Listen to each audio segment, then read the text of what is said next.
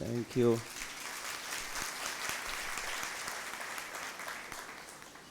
آج صبح میں اپنی طرف سے اپنی بیوی کی طرف سے آپ سب کی خدمت میں سلام عرض کرتا ہوں اور خداوند کا شکر ادا کرتا ہوں آپ سب کی دعاؤں کے لیے، آپ سب کی محبت کے لیے. پہلی دفعہ 40 سال میں ہوا ہے کہ پچھلے دنوں ہمارے خاندان میں شادی تھی، تو ہم لاہور گئے ہوئے تھے، تو ہمارے بچوں نے، بہن بھائیوں نے مل کر تو ہماری 40 سالہ ازدواجی زندگی کی شکر گزاری کی عبادت بھی کروائی اور اس کی سیلیبریشن کا بھی بندوبست کیا. گزشتہ شام رابعہ اور عاطف کی قیادت میں نوجوانوں نے، یوتھ نے ہمیں عزت دی، شکر گزاری کی ہمارے لیے، ہماری ازدواجی زندگی کے لیے، کوائر کے لیے، ماں کے لیے جنہوں نے یاد دہانی کے طور پر ایک گیت ڈیڈیکیٹ کیا، اور آپ سب کے لیے جنہوں نے کسی نہ کسی طور سے اپنی محبت کا، عقیدت کا اظہار کیا. میں نے اپنی زندگی میں بہت ساری ایسی شادیاں دیکھی ہیں جہاں لوگوں کو میں نے روتے ہوئے دیکھا ہے، اور ایک وقت تھا کہ میں چاہتا تھا کہ میں شادی نہ کراؤں، میں خدا کی خدمت اسی طرح سے ہی کروں. تو بھائی سلونی مجھے کہتے تھے کہ تو شادی کر، میں ان کو چھیڑتا تھا، میں کہتا تھا آپ نے بھی تو نہیں نہ کی، کیونکہ میں نے ایسی شادیاں دیکھی تھیں جو خوشی عزت کے بجائے رونا، تضحیک، ظلم، آنسو. تو اس لیے میری نگاہ میں شادی شدہ زندگی کی بڑی قدر و قیمت اور معیار ہے، اور میں خداوند کا شکر ادا کرتا ہوں کم از کم ان 40 سالوں میں مجھے اپنی شادی کی وجہ سے کبھی رونا نہیں پڑا. ہر لحاظ سے خدا کا فضل میرے اوپر رہا ہے. لیکن یہ 40 سال ایسے نہیں گزرے، کئی جگہ پر مجھے اپنی آنکھیں بند کرنی پڑی ہیں، کئی جگہ پر اپنے دل کی حفاظت کرنی پڑی ہے، کئی جگہ سے اپنے پاؤں روکنے پڑے، اور جہاں آپ سب نے ہمارے لیے دعائیں کی ہیں، نہ صرف اس ہماری شادی شدہ زندگی کے 40 سال مکمل ہونے پر، بلکہ ہمیں خداوند میں بھروسہ ہے کہ آپ ویسے بھی ہمارے لیے دعا کرتے ہیں، جیسے آپ ہمارے دلوں میں بسے ہوئے ہیں تو ہم آپ کے لیے کرتے ہیں. اس سے پیشتر کہ آج میں خدا کا کلام سناؤں، میں چاہتا ہوں کہ جتنے بھی شادی شدہ جوڑے ہیں تھوڑا سا اپنی شادی شدہ زندگی پر غور کریں. جب آپ اپنی شادی شدہ زندگی پہ غور کرتے ہیں تو آج ہم خدا کا فضل مانگیں کہ شوہر ہو تو وہ اپنی بیوی کو کانٹا بن کر مت چبھے، بیوی ہو تو وہ اپنے شوہر کو پریشان مت کرے. شادی شدہ زندگی زمین پر دوزخ بھی ثابت ہوتی ہے. ایک وقت آئے گا کہ انسان عذاب میں مبتلا ہوں گے. کئی لوگ شادی شدہ زندگی ہی میں عذاب میں مبتلا ہیں، اور یہ عذاب خدا کی طرف سے نہیں ہے، کبھی بھی خدا کی طرف سے نہیں ہے.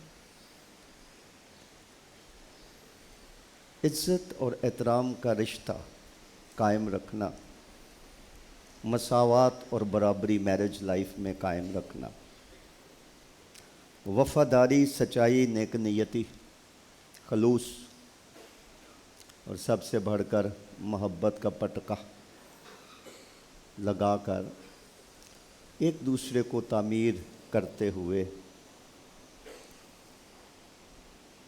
ازدواجی زندگی کا سفر جاری رکھنا بے حد خدا کے جلال کا باعث بن سکتا ہے، اور اس کے اثرات اگلی نسلوں تک جائیں گے۔ جس طرح کہ ہم میاں بیوی ہوئیں گے، اسی طرح کے ہمارے بچے بھی ہوں گے، کیونکہ وہ ہم سے ہی سیکھیں گے نا کہ ہم کیسے تھے۔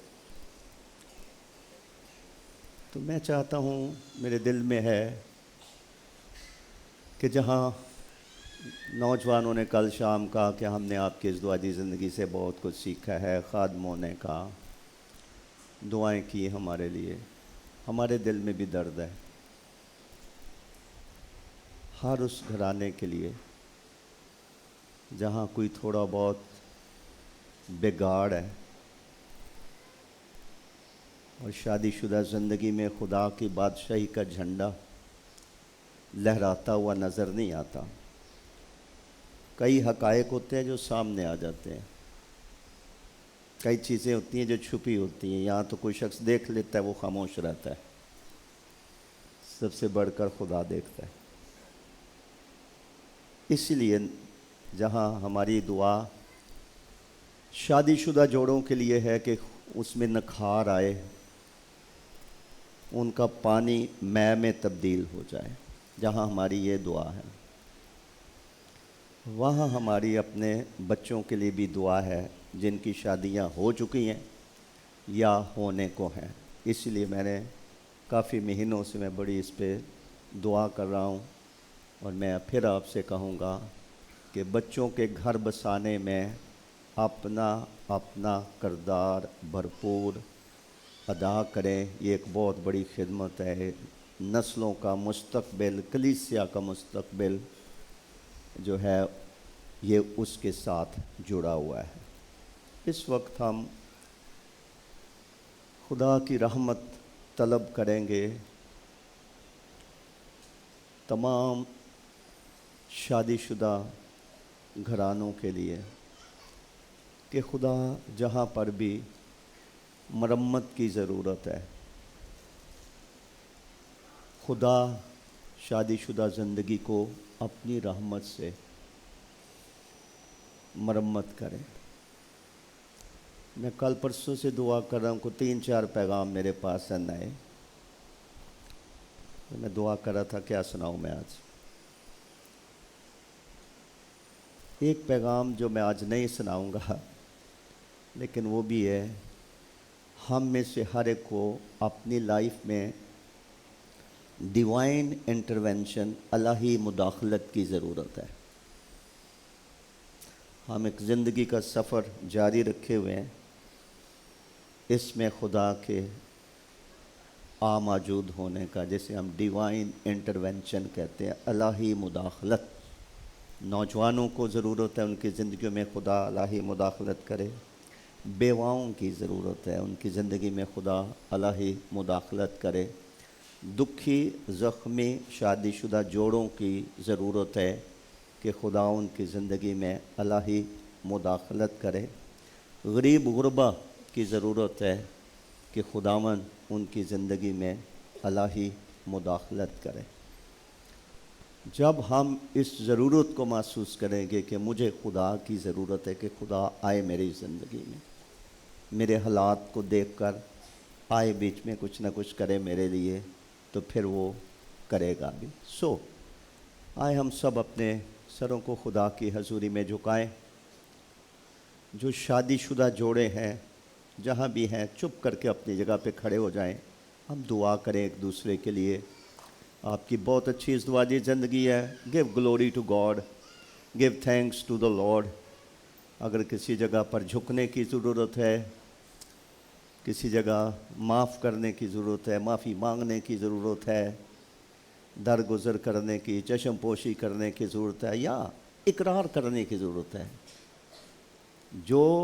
جن گناہوں کا اقرار نہیں کیا جاتا وہ خدا کی کتابوں میں قائم رہتے ہیں، اس کی سزا ملنی ہے وقت پر۔ تو اس لیے خطاؤں کا اقرار کرنا، شوہر کا بیوی کے سامنے، بیوی کا شوہر کے سامنے، اس سے ہیلنگ آتی ہے، یعقوب کے خط میں لکھا ہوا ہے۔ پس تم ایک دوسرے کے سامنے اپنے اپنے گناہوں کا اقرار کرو تاکہ شفا پاؤ۔ تو اموشنل ہیلنگ جو ہوتی ہے، اندر سے جو لوگ زخمی ہوتے ہیں، دکھی ہوتے ہیں، فکر مند ہوتے ہیں، پریشان ہوتے ہیں، ایک دوسرے کو چھوڑنا چاہتے ہیں، تنگ آ جاتے ہیں ایک دوسرے سے، خوش نہیں ہیں، لطف نہیں اٹھا رہے اپنی اس دعاجی زندگی سے، تو اس کا مطلب ہے کہ ایسی جگہ پر اس پاک قدوس خدا کی ضرورت ہے۔ یاد کیجئے خداوند یسوع مسیح کا پہلا معجزہ کہ انہوں نے پانی کو مے میں تبدیل کیا تھا۔ عام میرجز پانی کی طرح ہیں، آنریبل میرج جو ہوتی ہے وہ مے کی طرح ہوتی ہے، جس میں خدا کی مٹھاس ہوتی ہے، جس میں خدا کی برکت ہوتی ہے، جس میں خدا کی حضوری ہوتی ہے۔ سو ہم دعا کریں گے، بھائی آصف آپ بھی ہیں، الزبتھ آپ بھی ہیں، ہم تینوں مل کر دعا کرتے ہیں اس خدا کے حضور۔ صرف ہم دعا ہی نہیں کرنے لگے، ہمارے دعا کے پیچھے ایک ایمان ہے، ایک وعدہ ہے کہ راست باز کی دعا کے اثر سے بہت کچھ ہو سکتا۔ ہم محض دعا نہیں کرتے، نہ کرنا چاہتے، ہم چاہتے ہیں کہ کاش خدا کان جھکا کر ہماری سن لے، کاش خدا کو ہم پر ترس آ جائے، کاش خدا کی الہی مداخلت جیسے کانا گلیل کی شادی میں ہوئی میں ختم ہو گئی ہے۔ شادی شدہ زندگی میں ایک دوسرے کی کشش بھی ختم ہو جاتی ہے، محبت ٹھنڈی پڑ جاتی ہے، صرف ایک کمپرومائزڈ میرج۔ شادیاں 6-7 قسم کی ہیں، اور نیک شادی ہوتی ہے کمپرومائزڈ میرج، بس گزارا ہے، چلتے جا رہے ہیں، سفر سے خوش نہیں ہیں۔ ہمارے زندہ آسمانی باپ،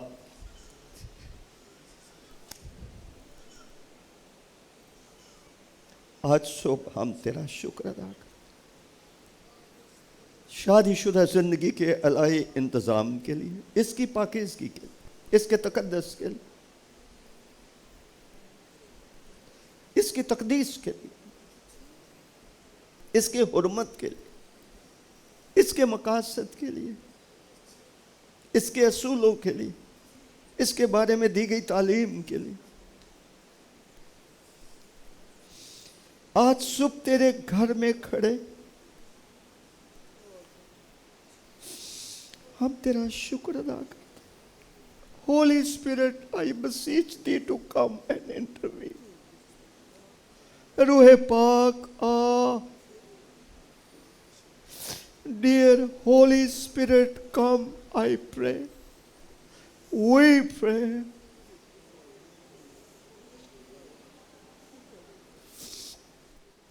اندھیرے میں اپنی روشنی چمکا، سخت دلوں کو نرم کر، ٹوٹے دلوں کو جوڑ، ڈوبتی ہوئی ازدواجی زندگی کی کشتیوں کو تھام لے آئے خدا، ڈوبنے سے بچا، ڈگمگانے سے، خطرے سے بچائے۔ شادی شدہ زندگی کی کہ پانی کو میں انگور کے رس میں تبدیل کر، خلوص، نیک نیتی، راست بازی اور سچائی اور محبت کی ڈوریوں سے دلوں کو باندھ، باطن کے زخموں کی مرہم پٹی کر، روغن بلسان کے چند قطرے دلوں پر جنہیں ضرورت ہے انڈیل دے۔ بچے اپنے ماں باپ کی شادی شدہ زندگی سے دکھ نہ اٹھائیں۔ خداوند قادر مطلق آسمانی باپ، تیرے پیارے بیٹے خداوند یسوع مسیح کے نام میں ازدواجی زندگیوں میں روشنی ہو جائے، تیری وجہ سے ہو جائے، تیری مداخلت سے ہو جائے، تیرے حکم سے ہو جائے، تیرے ترس اور تیرے رحم اور تیری لازوال محبت کے باعث ہو جائے۔ جس طرح سے بیت حسدہ کے حوض پر فرشتہ وقت پر اترتا اور پانی کو ہلاتا تھا، آج ہمیں ہلا، کلام نازل کر، روشنی بھیج، تاریکی دلوں اور ذہنوں میں سے، گھروں میں سے نکال دے آئے خدا۔ اپنی بڑی مہربانی سے، اپنی بڑی مہربانی سے جس کا جو حق ہے، جو مقام ہے خاندان میں، خداوند اس کو سمجھنے کا اور وہ مقام اسے دینے کا بڑا فضل دے۔ آج صبح ہم اپنے نوجوان بیٹے بیٹیوں کے لیے تیرے حضور جھک جاتے ہیں۔ میں چاہتا ہوں ان کی زندگیوں میں معجزات ہوں، تیری وجہ سے ہو، تیری لازوال محبت سے۔ ہمارے سارے گناہوں، غلطیوں، خطاؤں، حماقتوں کو بخش دے آئے قدرت والے خدا، ہمیں نیا بنا دے آئے خدا، ہمارے بچوں کو اپنے ہاتھ میں لے خدا، برائی، ناراستی، ٹھوکر پھسنے سے انہیں بچائے۔ ہماری خاندانی اور ازدواجی زندگیاں، ہمارے بچوں کی زندگیاں تیری عزت اور تیرے جلال کا باعث بنے۔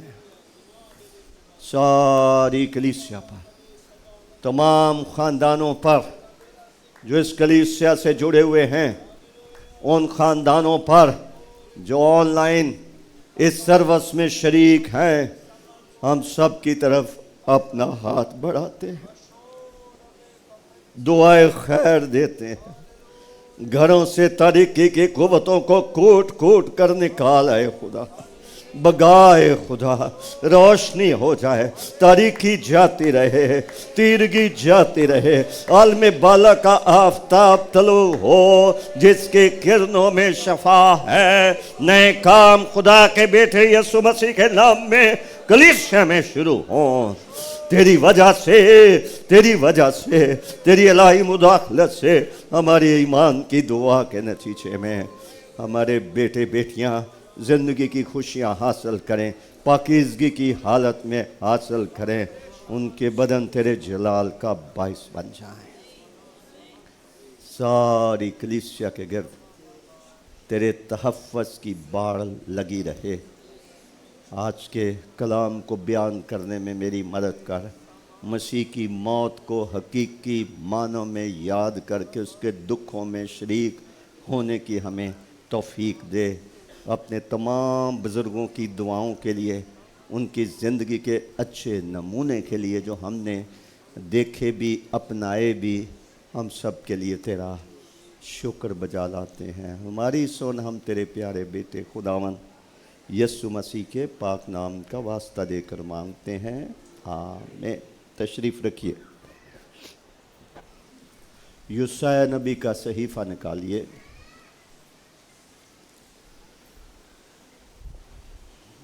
یسوع نبی کا صحیفہ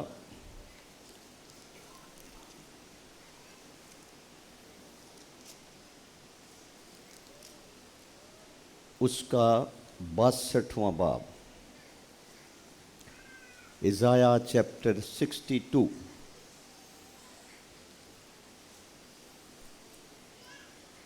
یسوع نبی کا صحیفہ اس کا 62واں باب، پہلی آیت سے یوں لکھا ہے،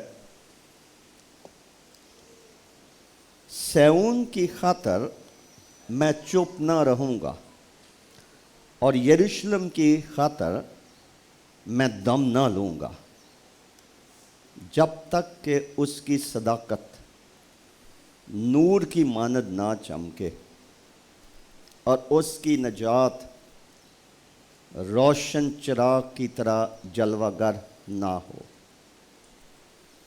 تب قوموں پر تیری صداقت اور سب بادشاہوں پر تیری شوکت ظاہر ہوگی، اور تو ایک نئے نام سے کہلائے گی جو خداوند کے منہ سے نکلے گا۔ تو خداوند کے ہاتھ میں جلالی تاج اور اپنے خدا کی ہتھیلی میں شاہانہ افسر ہوگی۔ تو آگے کو مترقع نہ کہلائے گی اور تیرے ملک کا نام پھر کبھی خرابہ نہ ہوگا، بلکہ تو پیاری اور تیری سرزمین سہاگن کہلائے گی، کیونکہ خداوند تجھ سے خوش ہے اور تیری زمین خاوند والی ہو۔ کیونکہ جس طرح جوان مرد کنواری عورت کو بیاہ لاتا ہے، اسی طرح تیرے بیٹے تجھے بیاہ لیں گے، اور جس طرح دلہا دلہن میں راحت پاتا ہے، اسی طرح تیرا خدا تجھ میں مسرور ہوگا۔ اے یروشلم، میں نے تیری دیواروں پر نگہبان مقرر کیے ہیں، وہ دن رات کبھی خاموش نہ ہوں گے۔ آئے خداوند کا ذکر کرنے والوں، خاموش نہ ہو جب تک وہ یروشلم کو قائم کر کے روئے زمین پر محمود نہ بنائے، اسے آرام نہ لینے دو۔ خدا کے کلام کے پڑھے اور سنے جانے پر اس کی برکت ہو۔ آج صبح ایک کلیسیائی پیغام میرے سامنے ہے کہ خدا کلیسیا کو کس مقام تک دیکھنا چاہتا ہے جس سے اس کا جلال ظاہر ہو۔ یسائی نبی کے صحیفے کے 62ویں باب کی پہلی آیت میں نبی یہ کہتے ہیں، سیون کی خاطر میں چپ نہ رہوں گا اور یروشلم کی خاطر میں دم نہ لوں گا۔ یروشلم اور سیون دونوں ہی آج نئے عہد کی کلیسیا کی ایک تصویر ہے۔ آج کی کلیسیا جس میں ہم بھی شامل ہیں، ہم خدا کی نگاہ میں سیون کی مانند بھی ہے اور ہم یروشلم کی مانند بھی ہیں۔ چونکہ ہم یروشلم کی مانند ہیں، ہم سیون کی مانند ہیں، لہٰذا ہم خدا کی نگاہ میں انتہائی قیمتی ہیں، لیکن دشمن اور تاریکی کی قوتوں کے خطروں سے ہم گھرے ہوئے ہیں۔ جیسے یروشلم غیر قوموں سے تاریخ کے دھارے میں گھرا رہا ہے اور آج کے دن تک ہے۔ یروشلم کے نام کو، اس کے مقام کو مٹانے کی حتی الوسع کوشش کی گئی ہے اور آج تک جاری ہے۔ کلیسیا کے بارے میں مسیح نے کہا تھا کہ میں اس پتھر پر اپنی کلیسیا بناؤں گا اور عالم روا کے دروازے اس پر غالب نہ آئیں۔ اس دنیا میں 2000 سال تقریباً ہو چکے، کلیسیا موجود ہے۔ 2000 سالوں کی ہسٹری پڑھی جائے، تاریخ پڑھی جائے تو کیا کچھ نہیں ہوا کلیسیا کو مٹانے کے لیے، ختم کرنے کے لیے، نقصان پہنچانے کے لیے، اور اس میں بڑا طریقہ اظہار ثانی کا رہا ہے۔ اظہار ثانی کا رہا ہے، ستایا جانا رہا ہے، ظلم کا شکار خدا کے لوگ ہوئے ہیں، شہید ہوئے ہیں اپنے ایمان کی خاطر۔ تعصب کا، نفرت کا، حقارت کا شکار کلیسیا رہی ہے، اور مختلف ناموں سے شروع میں اس کو ایک بدعتی فرقہ سمجھا جاتا تھا، آج کافروں کا فرقہ بھی سمجھا جاتا ہے۔ تو یہ کلیسیا ایک ایسی عورت کی مانند ہے جسے اژدہا ہڑپ کر لینا چاہتا ہے، ختم کر لینا چاہتا ہے، لیکن چونکہ بنانے والا کوئی انسان نہیں ہے، خدا ہے، تو لہٰذا وہ اپنی کلیسیا کی ان 2000 سالوں میں وہ حفاظت کرتا رہا ہے، کر رہا ہے، اور وہ کرتا رہے گا۔ تو نبی کا یہ کہنا ہے کہ سیون کی خاطر میں چپ نہ رہوں گا اور یروشلم کی خاطر میں دم نہ لوں گا۔ اس کے سامنے ایک معیار ہے، کلیسیا کے لیے نبی کے سامنے ایک معیار ہے، اور وہ معیار ہم نے پڑھا بھی ہے، اور وہ میں بتاتا ہوں وہ معیار کیا ہے۔ 6 آیت سے ہم نے پڑھا ہے، یروشلم میں نے تیری دیواروں پر نگہبان مقرر کیے ہیں، وہ دن رات کبھی خاموش نہ ہوں گے۔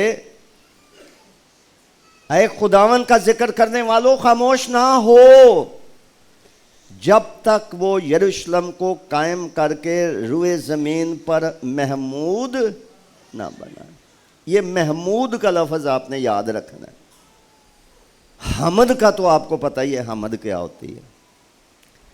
حمد خدا کی تعریف اور ستائش ہوتی ہے. ہم خدا کی حمد میں ہم گاتے ہیں, شکر گزاریاں پیش کرتے ہیں. محمود کا مطلب ہوتا ہے جو سراہا گیا ہو یا جس کی تعریف کی گئی ہو. تو نبی کلیسیا کے قیام سے 700 سال پہلے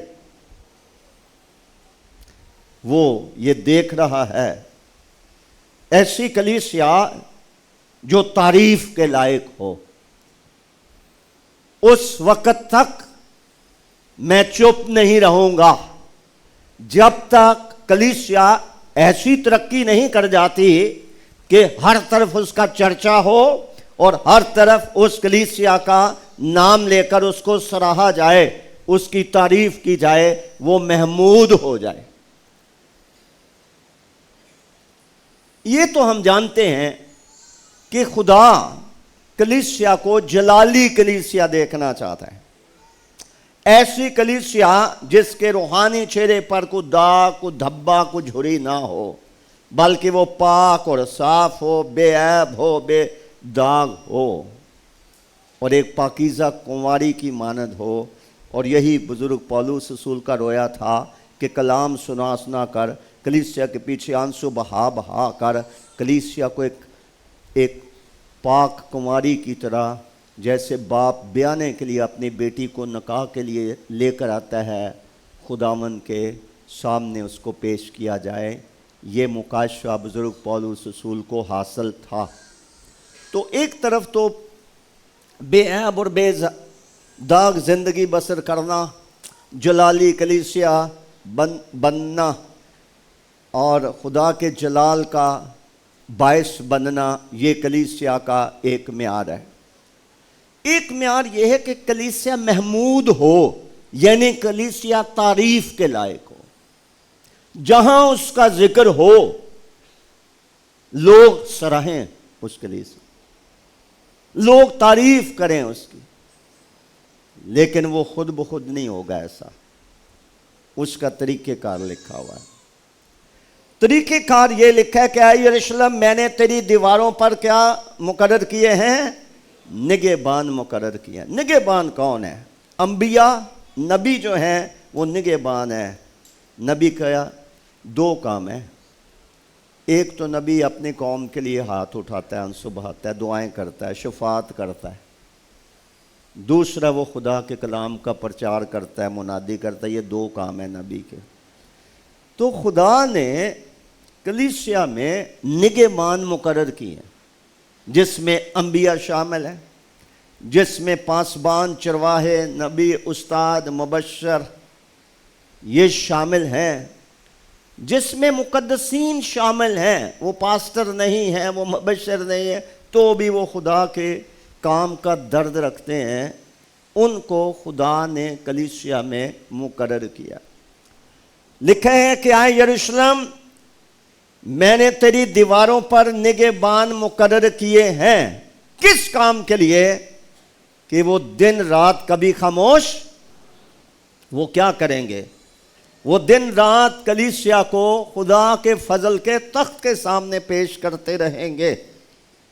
انٹرسیشن, شفاعت کرنا, فریاد کرنا کلیسیا کے لیے کہ اس کے داغ, دھبے, جھریاں, عیب دور ہو جائیں اور وہ ایک کامل کلیسیا بن جائے, ایک ایسی پاکیزہ دلہن کی طرح بن جائے جس کو اس کا آسمانی دلہا لینے کے لیے آئے گا.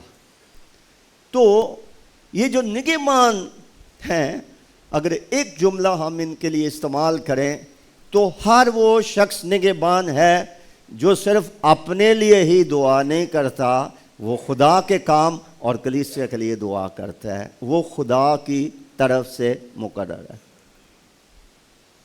وہ یروشلم یعنی کلیسیا کی دیواروں پر, دیوار جو ہے دیوار تحفظ کی علامت ہوتی ہے۔ یروشلم شہر جو ہے وہ ایک قیمتی ہے، خداوند نے اپنا نام وہاں رکھا ہوا ہے۔ اس کے گرد ایک حصار، ایک فصیل، ایک دیوار تحفظ کے لیے بنائی گئی تھی۔ تحفظ کی کہاں ضرورت ہوتی ہے؟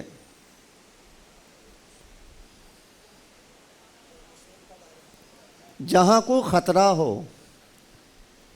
جہاں خطرہ نہیں ہے وہاں گارڈز کھڑے کرنے کی کیا ضرورت ہے؟ وہاں بلند دیواریں اور اوپر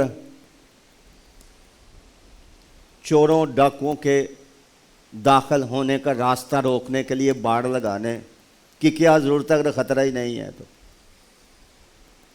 اے یروشلم، میں نے تیری دیواروں پر نگہبان مقرر کیے ہیں کیونکہ خطرہ ہے، خطرہ ہے۔ کلیسیا کنواری ہے، ایک پاکیزہ ہے، شیطانی قوتوں سے، دنیا سے اس کو خطرہ ہے۔ تو میں نے تیری دیواروں پر نگہبان مقرر کیے ہیں جو رات دن چپ نہیں رہتے، چپ نہیں رہیں گے، وہ فریاد کرتے رہیں گے کلیسیا بڑھے، کلیسیا ترقی کرے، کلیسیا خدا کے جلال کا باعث بنے، کلیسیا محمود کلیسیا ہو، ایسی کلیسیا ہو کہ لوگ پرندوں کی طرح اڑ کر اس کلیسیا میں آ کر عبادت کرنا چاہیں اور روحانی پرورش پانا چاہیں۔ برکت کا ذکر سن کر کے یہاں جمع ہونے والوں پر خدا کی برکت ہے۔ یہاں خداوند چلتا پھرتا دکھائی دیتا ہے، خداوند چراغ دان لے کر اپنی کلیسیا میں آتا ہے، پھرتا ہے۔ ہم جیسے چرچ میں جاتے ہیں ویسے نہیں آ جاتے، ہم روحانی خوراک لے کے، تر و تازگی لے کر، اپنے سوالوں کے جواب لے کر، اپنے بندنوں سے رہائی لے کر، برکت لے کر، سکون لے کر، اطمینان لے کر، امید لے کر، روشنی لے کر، رہائی لے کر، آزادی لے کر، چھٹکارا لے کر، تازگی لے کر ہم خدا کے گھر سے آتے ہیں۔ سو اے یروشلم، میں نے تیری دیواروں پر نگہبان مقرر کیے ہیں، وہ دن رات کبھی خاموش نہ ہوں گے۔ اور انہیں پھر نصیحت کی گئی ہے، آئے خداوند کا ذکر کرنے والوں خاموش۔ میں نے پہلے بھی کئی دفعہ یہاں کہا ہے اور آج پھر میں ادھر آنے لگا ہوں، اس کلیسیا کی کامیابی، برکت اور اب تک قائم رہنے کے پیچھے کلیسیا کے بہت سارے دعا گو لوگوں کی دعائیں ہیں، جس نے کلیسیا کے گرد اپنی دعاؤں کے وسیلے سے ایک فصیل بنا رکھی ہے تاکہ کلیسیا میں نقب نہ لگے، دشمن کلیسیا کو توڑنے میں کامیاب نہ ہو۔ تو جتنے لوگ کلیسیا میں دعا گو ہیں، جتنے لوگ اس بوجھ کو اپنے اوپر لیتے ہیں، مجھے پتہ ہے رات 1-2 بجے بھی سو کے صبح 5 بجے چرچ کھولنا کتنا مشکل ہوتا ہے۔ ہم نے کھولا ہے، چاہے 42 سال کھولا ہے، پھر پتہ کیا ہے، ہر وہ شخص جو رات دن خدا کے حضور دعا کرتا ہے، یہ ہر آدمی کا کام تھوڑی ہے، یہ تو جس کو خدا نے مقرر کیا ہوا ہے یہ اس کا کام ہے۔ اور حوصلہ افزائی کی بات یہ ہے کہ لوکا کی انجیل کے 18ویں باب میں جو تمثیل بتائی گئی تھی کہ ہر وقت دعا کرتے رہنا چاہیے اور ہمت نہیں ہارنا چاہیے، وہاں ایک بیوہ کا ذکر اور ایک بے انصاف قاضی کا ذکر کیا گیا ہے کہ وہ اس کے پاس آتی تھی، میرا انصاف کر، تو وہ کوئی توجہ نہیں دیتا تھا۔ ایک وقت آیا جب وہ مجبور ہو گیا، کس نے کہہ کے بار بار تنگ کر کے میرے ناک میں دم کر دیا، میں اس کا انصاف کروں گا۔ اور آگے لکھا ہے، سنو یہ بے انصاف قاضی کیا کہتا ہے، اگر ایک بیوہ کے مجبور کرنے سے، بار بار فریاد کرنے سے میرا انصاف کر، وہ بے بس ہو جاتا ہے کہ اس کا انصاف کرے، تو کیا خدا ان دعا کرنے والوں یا مقدسوں کا انصاف نہ کرے گا جو رات دن خدا سے کیا کرتے ہیں؟ دعا کرتے ہیں یا فریاد کرتے ہیں۔ میں تم سے سچ کہتا ہوں خدا ان کی دعاؤں کو سنے گا۔ تو دعا ایسا شوق نہیں ہوتا کہ کبھی کبھی یہ شوق چڑھ جائے تو تھوڑی سی دعا کرو، یہ تو ایک تقرر آرڈینیشن ہے کہ میں نے یروشلم کلیسیا تیری دیواروں پر میں نے نگہبان مقرر کیے ہیں، وہ چپ نہیں رہیں گے۔ یروشلم کی خاطر میں چپ نہیں رہوں گا، میں خاموش نہیں رہوں گا۔ اور پھر کہا گیا ایسے دعا گو لوگو خاموش نہ رہو، کب تک دعا کرتے رہو؟ کیا پڑھا آپ نے؟ کب تک دعا کرتے رہو؟ جب تک خدا صہیون کو یا کلیسیا کو محمود نہیں بنا دیتا، یعنی ایسی کلیسیا جو تعریف کے لائق ہو، جہاں ذکر ہو وہاں لوگ تعریف کریں، سراہیں۔ اس کلیسیا میں خدا کا کلام ہے، ورشپ سے لوگ برکت پاتے ہیں، مالی برکات سے معمور ہے، اور بہت ساری باتیں۔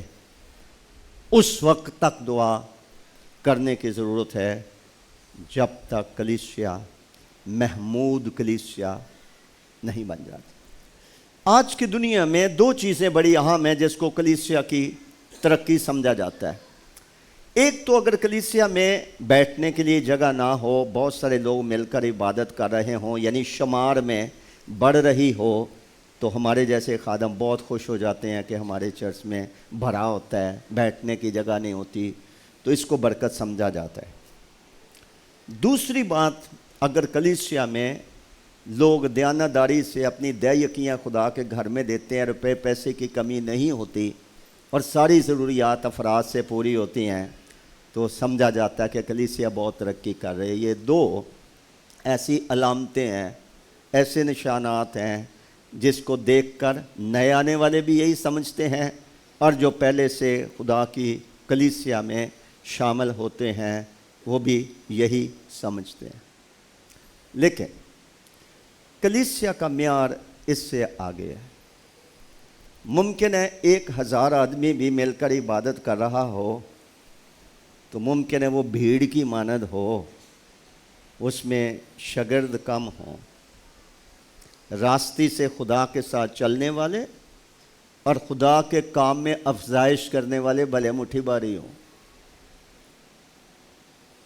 تو اے یروشلم، میں نے تیری دیواروں پر نگہبان مقرر کیے ہیں، وہ دن رات کبھی خاموش نہ ہوں گے۔ آئے خداوند کا ذکر کرنے والوں خاموش نہ ہو جب تک وہ یروشلم کو قائم کر کے روئے زمین پر محمود نہ بنا لے، اسے آرام نہ لینے دو۔ اس کا مطلب یہ ہے کہ ہمارا کام کلیسیا بننے کا ابھی مکمل نہیں ہوا جس معیار کی کلیسیا خدا دیکھنا چاہتا ہے۔ خدا ایک ایسی کلیسیا جو محمود کلیسیا ہو، جس کو سراہا گیا ہو، جس کو خدا بھی شاباش دے، جس کو ایماندار دیکھ کر خوش ہوں، جس کو نا امید اور گناہگار اور غیر قومیں بھی دیکھ کر اور سن کر وہ بھی شکر گزاری کریں، وہ بھی سراہیں، وہ بھی تعریف کریں۔ یہ ایک نیکسٹ لیول ہے، یہ ایک اگلا قدم ہے، معیار ہے، جہاں تک اس کلیسیا کو بھی بڑھنے کی ضرورت ہے۔ جو معیار خدا نے ٹھہرایا، اس کی دو باتیں تو ہمیں یسائی نبی کے صحیفے کے 62 باب کی پہلی آیات میں مل جاتی ہیں۔ صہیون کی خاطر میں چپ نہ رہوں گا، یروشلم کی خاطر میں دم، جب تک کہ اس کی صداقت نور کی مانند نہ چمکے۔ بہنوں بھائیوں، کلیسیا، غور سے سنیے، کلیسیا حق کا ستون ہے۔ جیسے یہ پلر ہے، جس معاشرے میں جھوٹ ہے، فریب ہے، ناراستی ہے، کرپشن ہے، ظلم ہے، ناانصافی ہے، کلیسیا اس کے درمیان دنیا میں حق کا ستون ہے۔ تو میں یروشلم کے لیے چپ نہ رہوں گا، میں اس وقت تک اس کے لیے فریاد کرتا رہوں گا جب تک جب تک اس کی صداقت نور کی مانند نہ چمکے۔ اگر ہم چاہتے ہیں کہ خدا کی مرضی کلیسیا میں پوری ہو، ہم خدا کے اس معیار تک آ جائیں، تو اس کا پہلا اصول یہ ہے کہ کلیسیا میں صداقت پائی جائے۔ ریاکار لوگ کلیسیا میں مت ہو، بروپی کلیسیا میں مت ہو، جھوٹ بولنے والے کلیسیا میں مت ہو۔ خدا نے ہمیں سچائی کے وسیلے سے مقدس کیا ہے، اور سچائی پھیلانے کا اور سچ بولنے کا خدا نے ہمیں بلاوا دیا ہے۔ دیکھا جھوٹ بولنا، افسس کی کلیسیا کو کہا گا جھوٹ بولنا چھوڑ دو، ہر ایک شخص اپنے پڑوسی سے سچ بولے۔ کئی شادی شدہ زندگیاں تباہ اس واسطے ہوئے ہیں کہ بیوی شوہر سے جھوٹ بولتی ہے، شوہر بیوی سے جھوٹ بولتا ہے۔ تو جہاں ناراستی ہے، جھوٹ ہے، فریب ہے، دغا ہے، ریاکاری ہے، مکر ہے، وہاں کیا ترقی ہوئے گی، وہاں کیا سکون آئے گا؟ تو اگر ہم یہ چاہتے ہیں، اور ہمیں چاہنا چاہیے، کرنتھس کی کلیسیا کو خط لکھتے ہوئے بزرگ پولس نے دو باتیں کہیں۔ ایک طرف انہوں نے کہا کہ ہم خدا کے کام میں شریک ہیں، ایک طرف انہوں نے کہا کہ ہم خدا کے ساتھ کام کرنے والے ہیں۔ خدا نے کلیسیا بنائی ہے، خداوند اس کی ضروریات پوری کرتا ہے، وہ اس کو پالتا ہے، پالتا رہے گا، لیکن ہم کلیسیا بنانے میں بھی خدا کے ساتھ اس کے کام میں شریک ہیں۔ اور اگر ہم شریک رہنا چاہتے ہیں تو ہمیں جھوٹ بولنا چھوڑنا پڑے گا۔ کلیسیا اس وقت محمود بنے گے جب اس کی صداقت نور کی طرح چمکے گی۔ سچائی پہچاننا مشکل نہیں ہوتا ہے، گناہگار بھی پہچان لیتے ہیں۔ تو اگر ہمارے منہ میں چھل ہوگا، ہم باتوں کو ٹویسٹ کر کے بیان کریں گے، مبالغہ رائے کریں گے، غلط بیانی ہم کریں گے، یا سفید جھوٹ بول دیں گے، تو پھر کلیسیا کی کیا تعریف ہوگی؟ معاشرے میں بہت ساری آزمائشیں ہیں، کئی جگہ مالی نقصان سے بچنے کے لیے جھوٹ بولنا پڑے گا، کئی دفعہ کسی دوست سہیلی کو، کلیگ کو خوش کرنے کے لیے جھوٹ بولنا پڑتا ہے، کئی دفعہ خادم جھوٹ بول جاتے ہیں۔ کلیسیا محمود اس وقت ہے جب دنیا دیکھے کہ یہ سچ بولنے والے لوگ کسی دفتر میں کام کرتے ہیں، بزنس کرتے ہیں، کسی غیر مسیحی کے پڑوسی ہیں، ویئر ایور وی آر، ہمارے منہ سے سچائی نکلے۔ خدا کے کلام کا خلاصہ سچائی ہے، مسیح کے منہ میں ہرگز چھل نہ تھا۔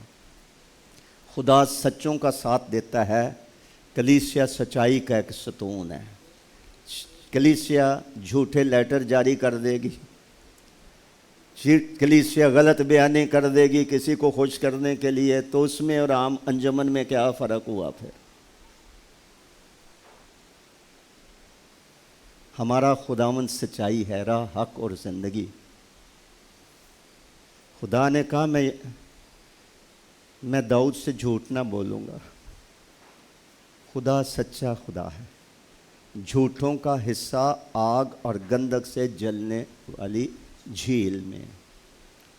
تو کلیسیا اس وقت محمود ہوگی جب اس میں سچائی ہر طرف، گھروں میں، باہر کام کاج میں، کلیسیا میں، گلی محلے میں، سوسائٹی میں، مارکیٹ پلیس میں، جہاں بھی ہم جائیں، جتنا بھی بڑا نقصان ہو جاتا ہے خدا کے فضل سے سہ لیں، برداشت کر لیں، سچ بولیے، تاکہ ہماری صداقت نور کی طرح چمکے۔ دوسری بات، اور اس کی نجات روشن چراغ کی طرح جلوہ گر ہو۔ نجات کے دو پہلو ہیں۔ ایک تو یہ ہے کہ اگر میں کہتا ہوں کہ میں نجات یافتہ ہوں، تو میری ذمہ داری کلام کے مطابق یہ ہے کہ میری روشنی آدمیوں کے سامنے چمکے۔ کلیسیا کی ذمہ داری یہ ہے کہ وہ معاشرے کے سامنے چراغوں کی مانند دکھائی دے۔ ٹھیک ہے؟ کیوں؟ اس لیے کہ لکھا ہے کہ حقیقی نور جو ہر ایک آدمی کو کیا کرتا ہے؟ روشن کرتا ہے. تو اس کا مطلب ہے نجات یافتہ شخص کیا ہوتا ہے؟ روشن شخص ہوتا ہے. اس کے اندر سے تیرگی کو، اندھیرے کو خداوند نے نکال دیا ہوتا ہے، اور اندر سے اپنے کلام کے ذریعے سے خدا نے اس کو منور کر دیا ہوتا ہے، اس کے اندر روشنی بھر دی ہوتی ہے، اور وہ روشنی نجات کی صورت میں، راست بازی کے کاموں کی صورت میں دوسروں کے سامنے کیا ہونی چاہیے؟ نظر آنی چاہیے، تاکہ لوگ مان جائیں، قائل ہو جائیں، تسلیم کر لیں کہ واقعی ہم مانتے ہیں کہ یہ کیا ہے؟ یہ نجات یافتہ ہے. اگر ہم نے محض یہاں کھڑے ہو کے گواہی دی ہوگی، بپتسمہ لیا ہوگا، اور باہر کوئی شخص بھی ہمیں کلام سے ہٹ کر چلتا ہوا دیکھے گا، تو وہ کبھی بھی ہم سے، ہماری گواہی سے، چال چلن سے وہ متاثر نہیں ہوگا، کیونکہ وہ سوال کرے گا کہ کیا نجات یافتہ لوگ ایسے ہوتے ہیں؟ تو اس لیے کلیسیا محمود اس وقت ہوگی جب کلیسیا میں سچائی ہر طرف نظر آئے گی. صداقت اور عدل، یہ دو چیزیں خدا کے تخت کی بنیاد ہیں، اس لیے شیطان اس کو ہلا نہیں سکتا. جس گھرانے میں، جس میرج میں، جس کلیسیا میں، جس قیادت میں سچائی ہوگی، اس کو نہیں کوئی ہرا سکتا. صداقت ہوگی، اس کو کوئی مغلوب نہیں کر سکتا. جیسے شیطان خدا کے تخت کو کھیڑ کر اپنا تخت قائم نہیں کر سکا. تو سچ بولنا ہمارا شیوا ہونی چاہیے، ہماری پہچان ہونی چاہیے. کسی دفتر میں بھی ہوں، آپ کی گواہی یہ ہونی چاہیے کہ یہ کرسچن ہے، یہ جھوٹ نہیں بولتے ہیں. اس سے کیا ہوگا؟ خدا کا نام جلال پائے گا. پھر جب ہم دوسروں کو کہتے ہیں کہ ہمیں نجات ملی ہوئی ہے، ابن آدم کھوئوں کو ڈھونڈنے، نجات دینے کے لیے آیا تھا، میں بھی کھوئی ہوئی تھی، میں بھی کھویا ہوا تھا، خداوند نے مجھے نجات دے دی، میری زندگی بدل گئی، میں نے توبہ کر لی.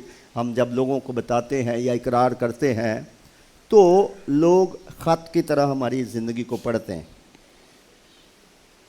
تو لہٰذا ہم اپنے نجات یافتہ ہونے کے بلاوے اور برگزیدگی کو کیا کریں؟ ثابت کریں. دوسرا جو نجات کا پہلو ہے وہ یہ ہے کہ کلیسیا کے وسیلے سے دوسرے لوگ کیا پائیں؟ نجات پائیں. کلیسیا کا یہ مقصد نہیں ہے کہ گناہ گار نجات پا کر، گا بجا کر، کلیسیا میں خوشی منا کر تو اپنے گھروں میں جا سوئیں. نہیں، ہم خدا کے کام میں شریک ہیں. ہمیں خدا کے کام میں شریک ہونا ہے، جس کا مطلب ایونجلزم، بشارت، گواہی دینا، روحوں کا درد ہونا، روحیں جیتنا. ابھی بہن سمر نے دعا کی کہ ہم بہتوں کو جھپٹ کر آگ میں سے نکال لیں. کوئی زندگی ارد گرد ہمیں نظر نہیں آتی جو نشے کی آگ میں جل رہی ہے، جو آوارہ گردی کی آگ میں جل رہی، بری صحبتوں کی آگ میں جل رہی ہے. بہت سارے لوگ ہمارے ارد گرد جل رہے ہیں. ہم گا بجا کر، ہدیے دے کر، اور ہم یہاں سے رخصت ہو جائیں تو یہ کافی نہیں ہے.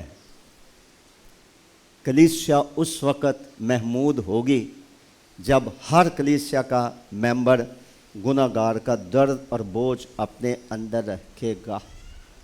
اس کو یاد ہے کہ اگر خدا نے مجھے اتنی بڑی نجات نہ دی ہوتی تو میں بھی انہی جیسا ہوتا. آج ہم جس جگہ پر ہیں، اگر خدا نے ہمیں نجات نہ دی ہوتی تو ہم میں اور دوسروں میں کیا فرق تھا؟ تو اس لیے کلیسیا اس وقت محمود ہوگی جب وہ سچائی کی راہ پر چلتی ہوئی دکھائی دے گی.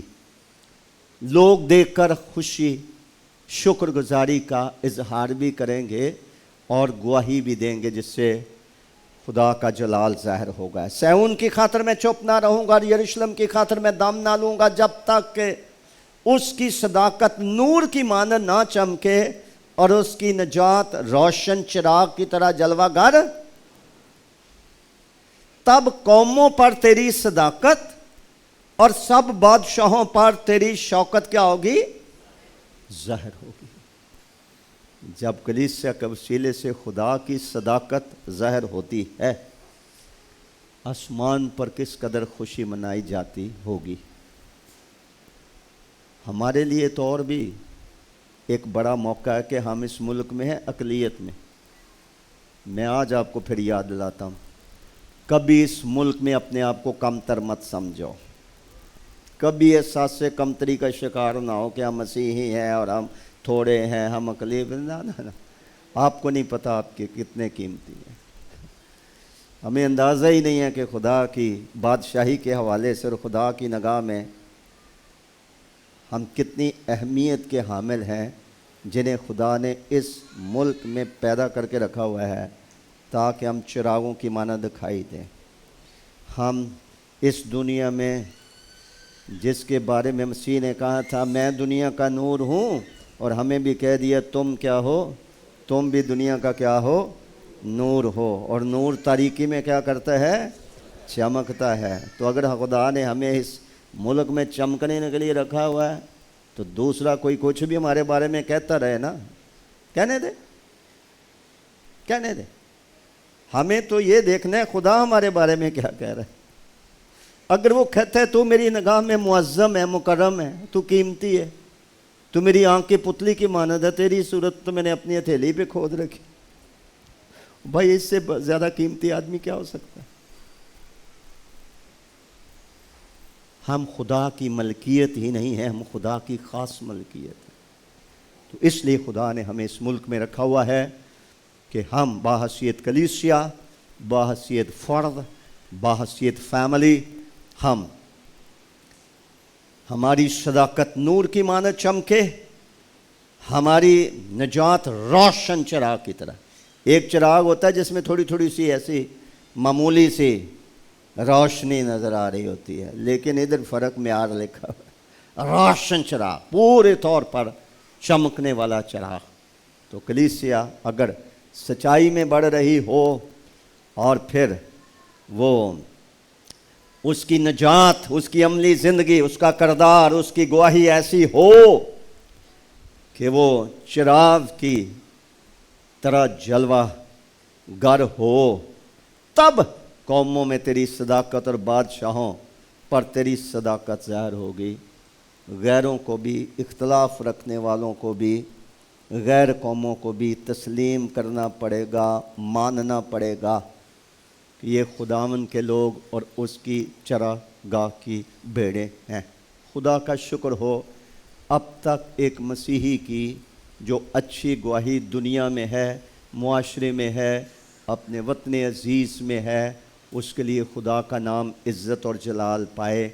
लेकिन उसके साथ सच्चाई ये भी है कि अभी हम पूरे और कामिल नहीं हुए, अभी गुंजाइश है और ज़्यादा खुदावन में बढ़ने और उसमें तरक्की करने की। कलीसिया महमूद उस वक़्त भी होती है जब उसका ईमान बढ़ता जाता है, जब उसके ईमान का चर्चा होता है। थस्सलुनीके की कलीसिया को लिखा गया दूसरा ख़त, पहला बाब निकालिए। थस्सलुनीके की कलीसिया को लिखा गया बुज़ुर्ग पौलुस रसूल का दूसरा ख़त और उसका पहला बाब तीसरी आयत पढ़ रहा हूँ। आए भाइयों, तुम्हारे बारे में हर वक़्त खुदा का शुक्र करना हम पर, और ये इसलिए मुनासिब है कि तुम्हारा ईमान बहुत बढ़ता जाता है। तुम्हारा ईमान बहुत बढ़ता जाता है। कलीसिया उस वक्त महमूद होती है जब वो किसी के आगे हाथ नहीं फैलाती है। वो अपनी ज़रूरियात के लिए शख्सी हो, ख़ानदानी हो, जैसे हमने बहन शाहीन की गवाही में भी सुना है। खुदा पर भरोसा, खुदा पर ईमान रखना, खुदा जिसको हम यहोवा यरी समझते हैं, ईमान रखते हैं, उसके गुण गाते हैं, उसकी हम्दो सना करते हैं कि हमारा खुदा अपने जलाल की दौलत के माफ़क हमारी हर एक एहतियाज रफ़ा करता है, करेगा, वो भूखा नहीं सोने देगा। माँ बाप छोड़ दें, खुदा मुझे नहीं छोड़ेगा। अगर हमारा ईमान है तो उसको साबित भी करने की ज़रूरत है। तो हमारा जो ईमान है, कलीसिया का ایمان میں بڑھنا، وہ بھی اسے محمود بناتا ہے کہ کلیسیا کے ایمان کا چرچا ہو، تذکرہ ہو کہ یہ کلیسیا ایمان میں بڑھ رہی ہے۔ ایمان کا ماخذ کیا ہے؟ ایمان سننے سے پیدا ہوتا ہے اور سننا مسیح کے کلام سے۔ اس کا مطلب ہے وہ کلیسیا جس کے اندر کلام سے محبت ہے۔ لوگ شخصی طور پر خدا کے کلام کا گہرا مطالعہ کرتے ہیں، لوگ خدا کا کلام سیکھتے ہیں۔ کلیسیا بائبل سٹڈیز میں آتی ہے، خدا کا کلام سیکھتی ہے۔ اپنا امتحان کر لو، کہاں ہوتے ہو جب بائبل سٹڈی ہوتی ہے؟ تو ایمان میں کلیسیا خدا کے کلام کو اپنے اندر ذخیرہ کیے بغیر وہ ایمان میں بڑھ نہیں سکتی ہے۔ یہ خدا کا سنا سیکھا ہوا کلام ہے جو بیج کی طرح ہمارے اندر ایک پودے کی طرح بڑھتا اور اگتا ہے، اور ہم ایمان میں کیا کرتے ہیں؟ ترقی کرتے ہیں۔ بزرگ پولس رسول کے وسیلے سے جو کلیسیاں قائم ہوئی ہیں، وہ ان میں سے کئی ایک کلیسیاں ہیں، جس میں تھسلنیکے کی کلیسیا ہے، جس میں فلپے کی کلیسیا ہے، اور جس میں کلسے کی کلیسیا ہے، افسس کی کلیسیا ہے۔ یہ وہ کلیسیاں ہیں جو ایمان میں بڑھتی جاتی تھے۔ ارد گرد ان کے غیر قومیں بت پرست لوگ تھے، لیکن ان کا ایمان اور ان کا صبر، دکھ سہنا اور اپنے ایمان پر قائم رہنا جو تھا وہ مشہور ہوتا جا رہا تھا، اور کلیسیاں ان کا تذکرہ سن کر تو وہ خدا کی ستائش کرتی تھیں۔ وہ کلیسیاں محمود کلیسیاں بن گئی تھیں جو ایمان میں بڑھتی تھیں۔ ایمان کا ایک اور پہلو بھی ہے جس کو اکثر ہم نظر انداز کر دیتے ہیں اور وہ چھوڑ دیتے ہیں، وہ آگے لکھا ہوا ہے۔ لکھا ہے، آئے بھائیو، تمہارے بارے میں ہر وقت خدا کا شکر کرنا ہم پر فرض ہے، اور یہ اس لیے مناسب ہے کہ تمہارا ایمان بہت بڑھتا جاتا ہے اور تم سب کی محبت آپس میں زیادہ ہوتی جاتی ہے۔ غلطیوں کے خط میں لکھا ہے کہ ایمان محبت کی راہ سے کیا کرتا ہے؟ اثر کرتا ہے۔ اگر ہمارا ایمان یہ ہے کہ ہم پہاڑوں کو ہٹا دیں، تو اگر ہمارے اندر محبت نہیں تو ہمارا ایمان نامکمل ہے۔ وہ کلیسیا محمود کلیسیا ہے، سراہی گئی، تعریف کے لائق کلیسیا ہے، جو نہ صرف جس کے ایمان کا چرچا ہو رہا ہے، بلکہ لوگ کہتے ہیں کہ ان کی آپس میں بہت محبت ہے، ایک دوسرے کا خیال رکھتے ہیں، نفرتیں نہیں ہیں، سیاست نہیں ہے، پارٹی بازی نہیں ہے، گروہ بندی نہیں ہے، ایک دوسرے کا خیال۔ فلدلفیا کی کلیسیا کی مانند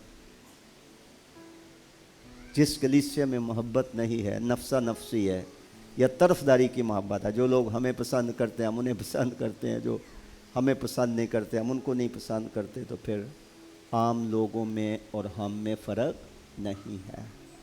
تو اگر ہم چاہتے ہیں کہ کلیسیا محمود کلیسیا بنے، ایسی کلیسیا جس کی تعریف کی گئی ہو، جو سراہی گئی ہو، جس کی گواہی سن کر لوگ خوش ہوں، تو صداقت کی راہ پر چلنے کی ضرورت ہے، اور پھر نجات یافتہ ہونے کو اپنی عملی زندگی سے ثابت کرنا ہے اور دوسروں کی نجات کا ذریعہ بننا ہے۔ ایونجلزم، بشارت، کسی نہ کسی کو سمجھائیں، بے قاعدہ چلنے والے کو کسی نہ کسی کو چرچ میں آنے کی دعوت دیں تاکہ وہ آئے، خدا کا کلام سنیں، اور خدا کا کلام سن کر وہ برکت پائے، آزاد ہو جائے۔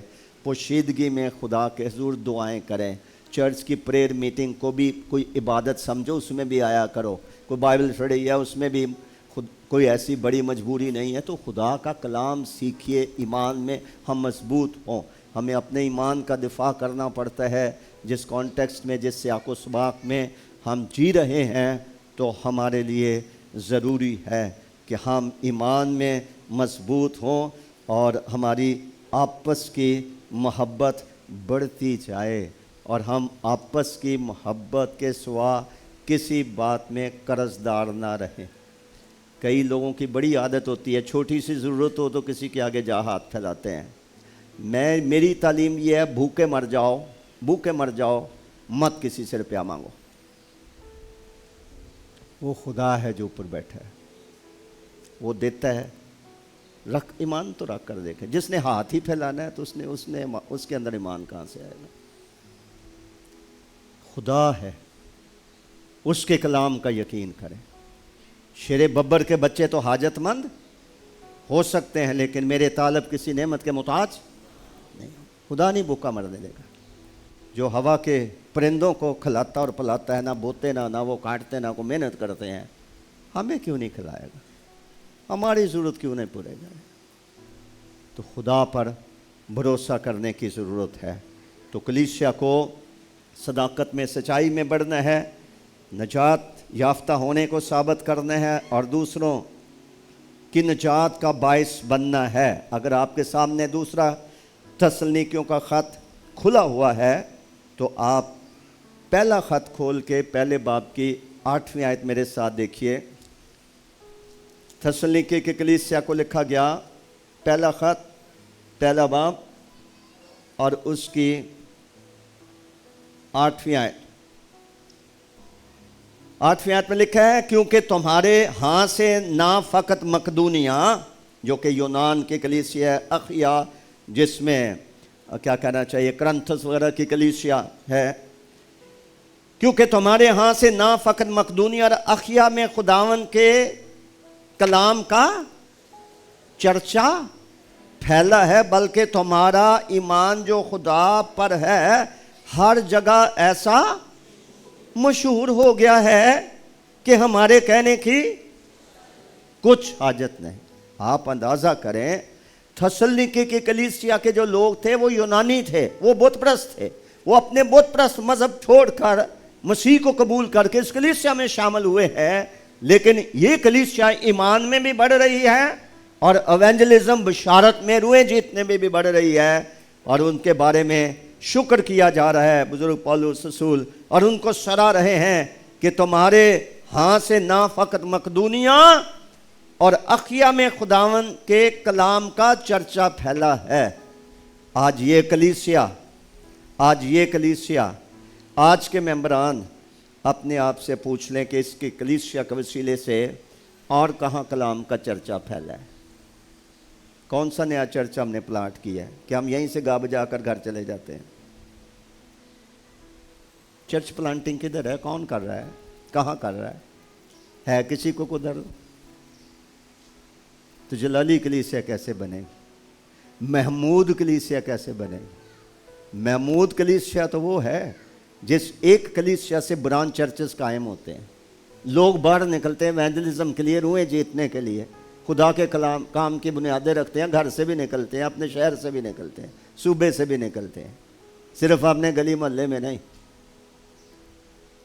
यूनानी लोगों की तारीफ की गई है कि तुम्हारे हाथ से कलाम का चर्चा फैला है। मकदूनिया एक अलग सूबा था, अखिया एक अलग सूबा था, दूसरे सूबों में कलाम का चर्चा फैला है, बल्कि तुम्हारा ईमान जो खुदा पर है हर जगह मशहूर हो गया। लोग आपका नाम लेते हैं, आपके कलीसिया की बात करते हैं, और हमें कहने की कुछ हाजत नहीं है।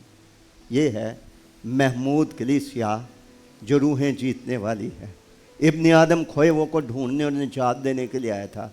कलीसिया नजात याफ्ता भी है, नजात का पैगाम लेकर गुनाहगार तक पहुंचती है। मैं कहता हूँ दूसरों सूबों में तो कोई माइक ला ही जाता है, वो दूसरे महल्ले में ही जाएं, कोई रिश्तेदारों में गैर निजात याफ्ता लोगों का पीछा करें, किसी के लिए दुआ ही करें। मैंने कई खादमों को देखा है वो किसी गैर निजात याफ्ता की तस्वीर अपने सामने रख कर आंसू बहाते रहे हैं कि खुदा ने इसको निजात दे, और उन्होंने निजात पाई है किसी की दुआ के नतीजे में। फिर महमूद कलीसिया की एक और भी पहचान है कि वो गिवर कलीसिया होती है, देने वाली होती है, सखावत करने वाली होती है। और करंथस की कलीसिया को ख़त लिखते हुए बुजुर्ग पौलुस रसूल कहते हैं, दूसरा ख़त उसका 8वां बाब निकाल लें ताकि आपको पता हो कि जो कुछ मैं बता रहा हूँ कलाम में लिखा हुआ है। दूसरा करंथस की कलीसिया को लिखा गया ख़त,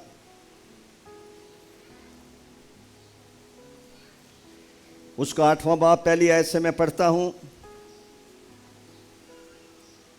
اب آئے بھائیوں، ہم تم کو خدا کے اس فضل کی خبر دیتے ہیں جو مقدونیہ کی کلیسیوں پر ہوا، کہ مصیبت کی بڑی آزمائش میں ان کی بڑی خوشی اور سخت غریبی نے ان کی سخاوت کو حد سے زیادہ کر دیا، اور میں گواہی دیتا ہوں کہ انہوں نے مقدور کے موافق بلکہ مقدور سے بھی زیادہ اپنی خوشی سے دیا، اور اس خیرات اور مقدسوں کی خدمت کی شراکت کی بابت ہم سے بڑی منت کے ساتھ درخواست کی، اور ہماری امید کے موافق ہی نہیں دیا بلکہ اپنے آپ کو پہلے خداوند کے اور پھر خدا کی مرضی کے سے ہمارے سپرد کیا۔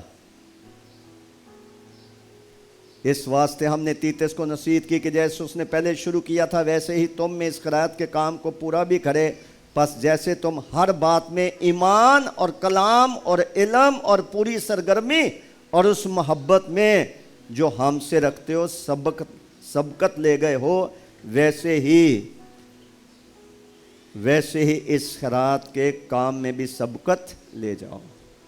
کلیسیا کے اندر جتنے محتاج لوگ ہیں، غریب لوگ ہیں، ان کے حوالے سے ہماری بڑی ذمہ داری ہے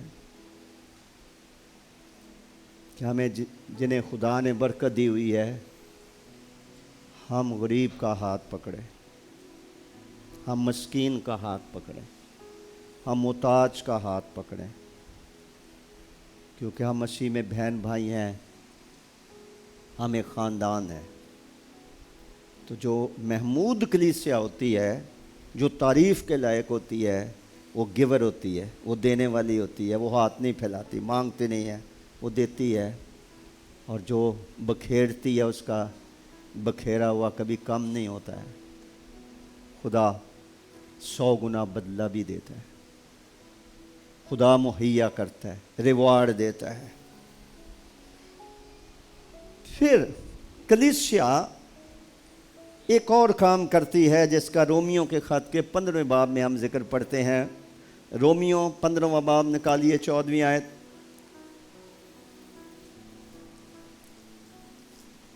رومیوں کے نام بزرگ پولس رسول کا خط 15واں باب اور اس کی 14ویں آیت میں پڑھ رہا ہوں، لکھا ہے، اور آئے میرے بھائیو، میں خود بھی تمہاری نسبت یقین رکھتا ہوں کہ تم آپ نیکی سے معمور اور تمام معرفت سے بھرے ہو اور ایک دوسرے کو نصیحت بھی کر سکتے۔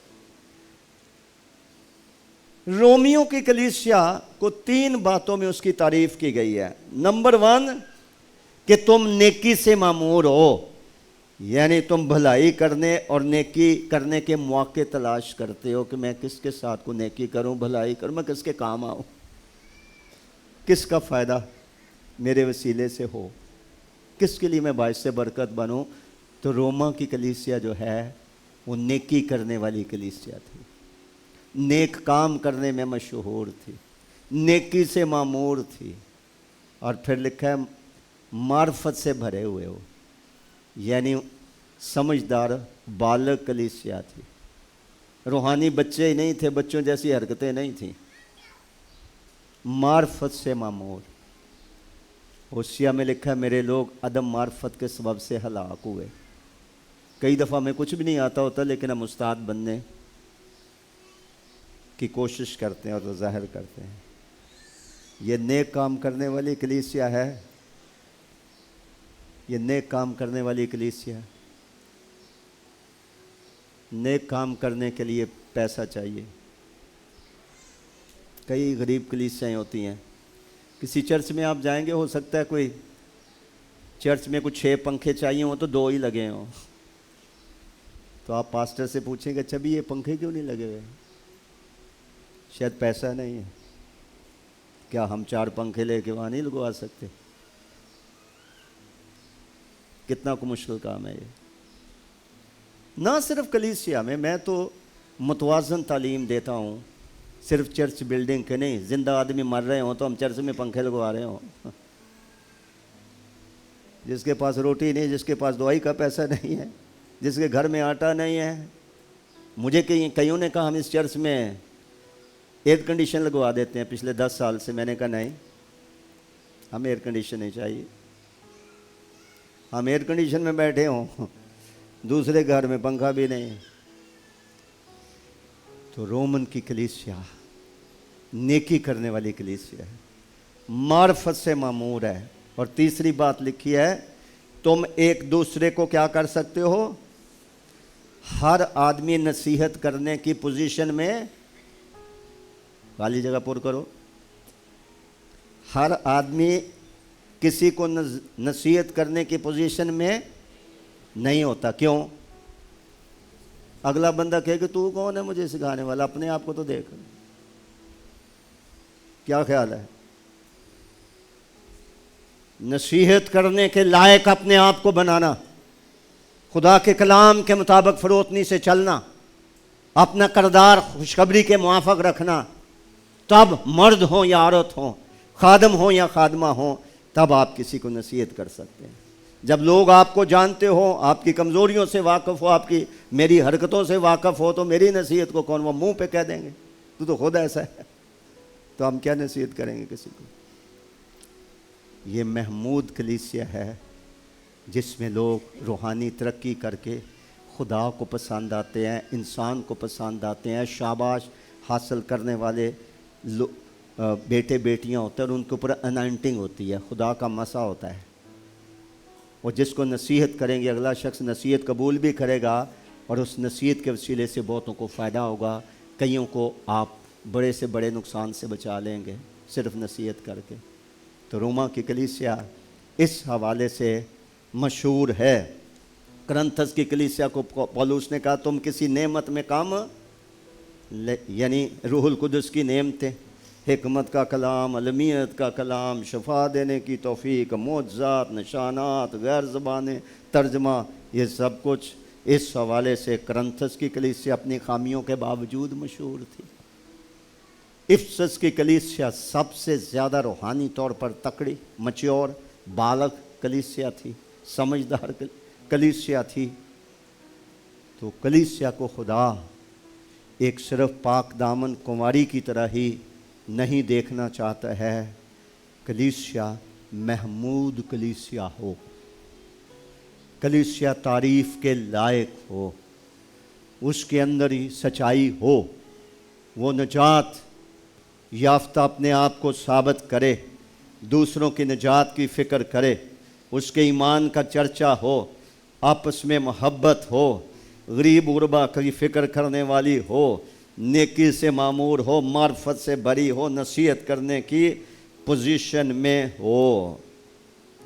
آخری حوالہ دیکھیے افسیوں 3:10 میں، افسس کی کلیسیا کو لکھا گیا پولس رسول کا خط، اس کا 3 باب 10ویں آیت میں لکھا ہے، بلکہ 9ویں آیت سے میں پڑھتا ہوں، 8ویں سے 10ویں آیت تک۔ 8ویں آیت میں لکھا ہے، مجھ پر، افسیوں 3 باب 8ویں آیت سے پڑھ رہا ہوں، مجھ پر جو سب مقدسوں میں چھوٹے سے چھوٹا ہوں، یہ فضل ہوا کہ میں غیر قوموں کو مسیح کی بے قیاس دولت کی خوشخبری دوں، اور سب پر یہ بات روشن کروں کہ جو بھید ازل سے سب چیزوں کے پیدا کرنے والے خدا میں پوشیدہ رہا، اس کا کیا انتظام ہے، تاکہ اب کلیسیا کے وسیلے سے خدا کی طرح طرح کی حکمت ان حکومت والوں اور اختیار والوں کو جو آسمانی مقاموں میں ہیں معلوم ہو جائے۔ کلیسیا کے وسیلے سے کیا ہو کہ خدا کی قوت اور قدرت جو ہے وہ ظاہر ہو، جس کا مطلب ہے روحانی جنگ لڑنے والی ہو، یعنی بدروہیں، شیطانی قوتیں، ابلیس کی قوتیں جو آسمانی مقاموں میں ہیں، کلیسیا ایسی روحانی ہو، ایسی دعا گو ہو، ایسی وہ جنگ جوک کلیسیا، ملیٹنٹ چرچ اس کو کہتے ہیں، ملیٹنٹ چرچ، کلیسیا جنگ جو ہو، روحانی جنگ لڑنے والی ہو۔ بہتوں کو اب ابلیس نے یرغمال بنا رکھا ہے، ان کو چھٹکارا دلانے کا ذریعہ بنے۔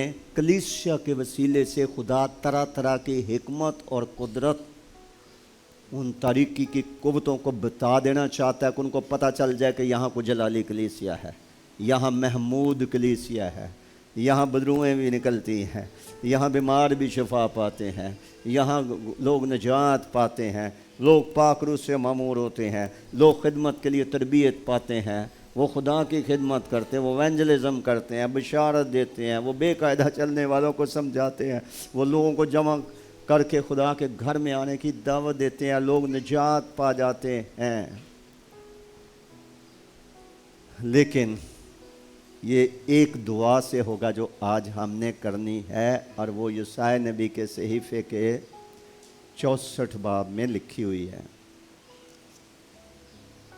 پھر یہ کام ہوگا، ہم نیکسٹ لیول پر چلے جائیں گے۔ آج جو کلیسیا ہماری حیثیت ہے، اس سے ہم آگے چلے جائیں گے۔ سب نکالیں یہ حوالہ، 64 باب ہے، 64، ازایہ چیپٹر 64، یساع نبی کا صحیفہ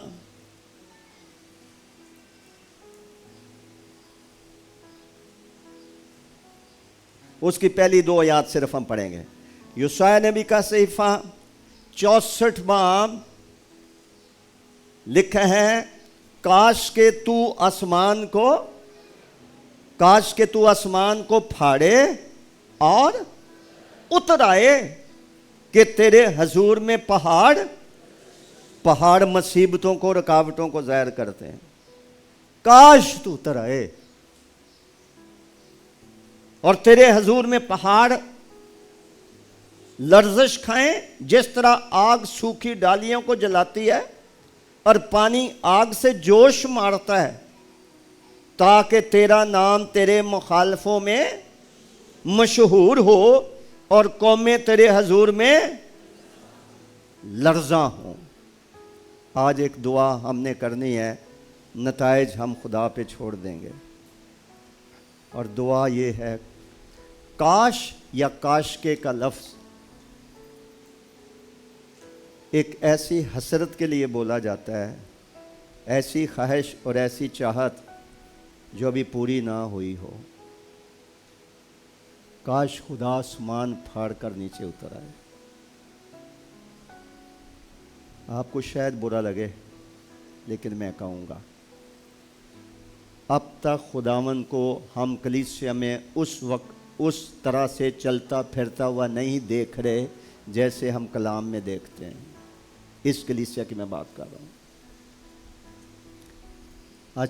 اب تک بہت سے پہاڑ اپنی جگہ موجود ہیں، اب تک بہت سی یرو کی دیواریں جو ابھی گری نہیں ہیں، اب تک بہت سارے ایسے بیمار ہیں جو دکھ سہ رہے ہیں، ہمارے دعائیں کرنے کے باوجود بھی وہ ٹھیک نہیں ہوئے۔ اب تک بہت سارے مار کے ہیں جو ہم نہیں مار سکے، کیونکہ یہ نہ زور سے ہے نہ توانائی سے، یہ خدا کے روح سے ہے۔ اور نبی کہتا ہے، کاش کہ تو آسمان پھاڑ کر نیچے اتر آئے۔ عید پینتیکوست کے دن یہی ہوا تھا، آگ سے پھٹتی ہوئی زبانیں ان پر آ کر ٹھہر گئی ہیں، روح القدس ان پر ٹھہر گیا ہے۔ ہماری شخصی زندگیوں میں اور خاندان میں بیداری نہیں آئے گی، چرچ میں بیداری نہیں آئے گی جب تک کہ خدا آسمان پھاڑ کر نہ اتر آئے۔ آپ کو اپنی اپنی زندگی میں، مجھے اپنی زندگی اور خدمت میں اشد ضرورت ہے کہ خدا آسمان پھاڑ کر نیچے اتر آئے، کلیسے کے اندر خدا چلتا پھرتا دکھائی دے، نشانات، عجیب کام، معجزات کلیسیا میں۔ میری تو خواہش ہے کلیسیا میں ایک شخص بیمار نہیں ہونا چاہیے، کلیسیا میں ایک شخص غریب اور محتاج نہیں ہونا چاہیے۔ ہم خدا کا خاندان ہے، جس خدا کے پاس سونا ہے، چاندی ہے، ہر چیز کا اس کے پاس اختیار ہے۔ تو لکھا ہے کہ کاش خدا آسمان پھاڑ کر نیچے اتر آئے، اس کے دشمن دیکھ لیں، بڑی بڑی مشکلات کے پہاڑ جو نوجوانوں کے راستے میں ہے، خادموں کے راستے میں ہے، میاں بیوی کے راستے میں ہے، وہ پہاڑ لرزیں جیسے خدا کوہ سینا پر اترا تھا، اس کی موجودگی، اس کی حضوری۔ میں پھر آپ کو کہنا چاہتا ہوں، اس کلیسیا کو ایک قدم آگے جانے کی ضرورت ہے کہ خداوند کی حضوری ایسی اس کلیسیا کے اندر ہو۔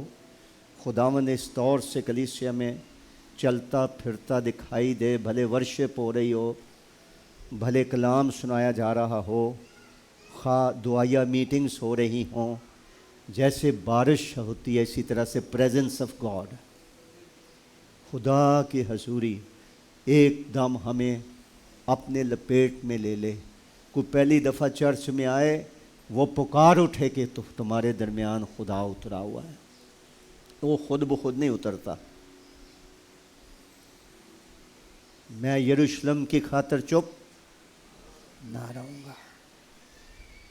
میں نے یروشلم کی دیواروں پر نگہبان مقرر کیا اور ان کو کہا گا خاموش نہ رہو۔ کب تک خاموش نہ رہو؟ خدا کو آرام نہ کرنے دو جب تک کہ وہ یروشلم کو محمود نہیں بنا دیتا، کلیسیا کو یہاں سے اٹھا کر اوپر نہیں لے آتا۔ کیا آپ میرے ساتھ مل کر اس ٹائپ کی دعا کرو گے؟ خدا اس کلیسیا کو محمود، ہم ہوں یا نہ ہوں، یہ کلیسیا محمود کلیسیا بنے، غریب پرور کلیسیا بنے، بشارت اگریسو ایونجلزم کرنے والی ہو، چرچ پلانٹنگ کرنے والی، آپس میں محبت دکھانے والی ہو، حلیمی فروتنی سے چلنے والی ہو، اس کے ایمان کا چرچا ہر جگہ ہو، اس کے کاموں کا چرچا، اس کی برکت کا چرچا ہر جگہ ہو، اور وہ مشہور ہوتی جائے۔ وہ کیسے ہوگا؟ کاش میرا اور آپ کا خدا آسمان پھاڑ کر نیچے اترا، لیکن اس کے اترنے کے انحصار ہم پر ہے کہ ہم یروشلم کی خاطر، کلیسیا کی خاطر دم نہ لیں، چپ نہ رہیں، خاموش نہ رہیں، جب تک کہ خدا وہ کام نہیں کرتا جو ہم چاہتے ہیں کہ کلیسیا کے وسیلے سے خدا کی طرح طرح کی حکمت اور قدرت ان اختیار والوں کو، حکومت والوں کو جو آسمانی مقاموں میں ہیں، یعنی شیطانی قوتوں کو معلوم نہ ہو جائے کہ یہاں ایک ملیٹنٹ چرچ ہے، یہاں ایک جنگجو کلیسیا ہے، اور شیطان ہار جائے اور مان جائے کہ میں ان کو کوئی نقصان نہیں پہنچا سکتا، بلکہ یہی میرے لیے خطرہ ہے۔ سو لیٹس پرے، آئیں ہم خدا کے فضل کے تخت کے سامنے چلیں، ایمان سے چلیں، کھڑے ہو جاؤ خدا کی حضوری میں۔ اپنے ذہن میں یہ رکھو کہ ہم خدا کے فضل کے تخت کے سامنے کھڑے ہیں، اور کوئی دعا نہ کرو، باقی دعائیں گھر میں کریں، اپنے لیے کریں، آج صرف کلیسیائی دعا ہم نے کرنی ہے، اور سمجھ کے ساتھ کرنی ہے، اور یہ دعا کرنی ہے کہ کاش خدا آسمان کو پھاڑے اور اتر آئے۔ بڑی دفعہ ہم نے گیت گا لیے ہیں، اترا اترا اترا، آئے روح پاک اترا۔ آؤ آج سمجھ کے ساتھ کلام سننے کے بعد نہ صرف آج کی عبادت میں، اپنے گھروں میں، اپنی ذاتی دعاؤں میں اپنے لیے دعا کریں، کلیسیا کے لیے دعا کریں کہ ہماری آرزو ہے کاش کا لفظ استعمال کر کے، کاش کہ تو آسمان کو پھاڑے اور اتر آئے۔ سب بولیں کاش کہ تو آسمان کو پھاڑے اور اتر آئے، کاش تو آسمان کو پھاڑے اور اتر آئے، کاش کہ تو آسمان کو پھاڑے اور اتر آئے، کہ تیرے حضور میں پہاڑ لرزش کھائیں، رکاوٹیں دور ہوں، اور تو تیرا نام تیرے مخالفوں میں مشہور ہو جائے، قومیں تیرے حضور لرز جائیں، تاریکی کی قوتیں بھاگ جائیں، وہ شکست کھا جائیں، کلیسیا ایک فاتح کلیسیا، وکٹوریس چرچ بن جائے، ملیٹنٹ چرچ بن جائے، جاگجو کلیسیا بن جائے۔ اگر آپ کو کلام کی سمجھ آ گئی ہے تو دعا شروع کر دو، کوئی منہ ہونٹ بند نہ رہیں، پکارے خدا کے حضور، کاش کہ تو اتر آئے، کاش کہ تو اتر آئے، کاش کہ تو آسمان پھاڑ کر اتر آئے، کاش کہ تو اپنے روح کو بھیجے، اپنی قدرت کو بھیجے، کیونکہ تیرے بغیر ہم یہ سب کچھ کیسے کر سکتے ہیں؟ ہم محمود کلیسیا کیسے بن سکتے ہیں؟ ہم محمود یروشلم اور سیون کیسے بن سکتے ہیں جب تک تو ہی نہ اترے، جب حوض پر آ کر فرشتہ پانی نہ ہلائے؟ جتنی بھی ڈبکیاں لیں گے کیا ہوگا؟ کچھ بھی نہیں ہوگا۔ ہمارا برارا خرازہ المارا نقطہ حرکیتا شبربت ازبرکت نمارکل خراگل ایبر بستا لاہرا کلمیا، خدا باپ کی آگ کو مانگیے، خدا را باری اللہ ربارے کتنا اللہ وقتیا خرازہ سعد کو چلاؤ خدا کے حضور. بچوں جوانوں بزرگوں خادموں پکار اٹھو اپنے سچے حقیقی زندہ خدا کے حضور جو اپنے طالبوں کو بدلہ دیتے ہیں. یرم شلم کی خاطر دم نہ لو, کلیسیا کی خاطر خاموش نہ رہو. خدا کے زور اس وقت تک پکارو جب تک خدا کلیسیا کو محمود نہ بنا دے, خدا کو آرام نہ لینے دو. اس کا دروازہ کھٹکھٹاتے رہو, کھل جائے گا, کھل جائے گا, کھل جائے گا. پہاڑ میدان ہو جائے گا, ٹیلے ریزہ ریزہ ہو جائیں گے تیرے خدا کی وجہ سے, تیرے خدا کی محبت اور سچائی کی وجہ سے, اور اس فکر کی وجہ سے, ان سچے وعدوں کی وجہ سے جو اس نے تیرے ساتھ کر رکھے ہیں. ہاللیلویا. تو سہاگن کہلائے گے, تو سہاگن کہلائے گے. ہاللیلویا, ہاللیلویا. تو خدا کی ملکیت ہے, تو خدا کی ملکیت ہے کلیسیا. تو جلالی کلیسیا بنتی جائے گی, تو محمود کلیسیا بنتی جائے گی. تیرا خدا تیرے بیچ میں چلتا پھرتا دکھائی دے گا, قیدی روحوں کو آزاد کرتا دکھائی دے گا. کلیسیا شمار میں بڑھے گی, قد و قامت میں بڑھے گی, محبت میں بڑھے گی, خدمت میں بڑھے گی, روحانی جنگ لڑنے والی بن جائے گی. ہاللیلویا. وارا بارا زبارا زبارا شکر بارا ہلارا بارا زبارا زبابا. ثابت کر دے اپنے پاک روح کو بھیج کر کہ کلام تیرا ہے, سچائی تیری ہے, وعدے تیرے ہیں, امید آپ دلاتے ہیں.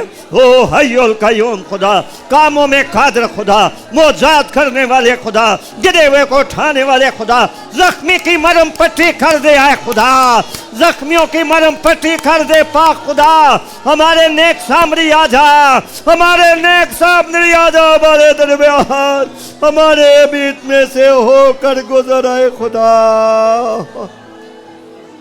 حالا بارا زی بارا زکا ایرا بارا زکا تارا بارا سکھا شونو مورو بھو بارا زو تو بارا سبا. خدا چھو دے اپنے بچوں کو گیلریز کے اندر, باہر, سین میں, جہاں جہاں تیرے بیٹے بیٹیاں ہیں. تیرا ہاتھ چھوٹا نہیں ہے, تیرا ہاتھ چھوٹا نہیں ہے.